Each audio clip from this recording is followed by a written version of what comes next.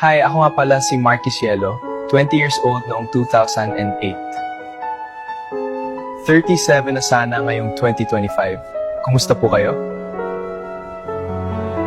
Kaya lang, may pangyayari talaga na hindi natin inaakala.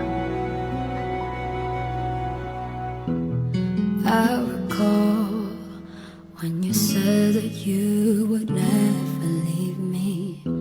You told me more, so much more, like when the time you whispered in my ear.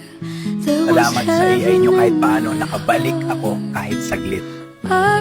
Sa pamilya ko, sa inyong lahat, sa mga taga Baguio, mahal ko kayo.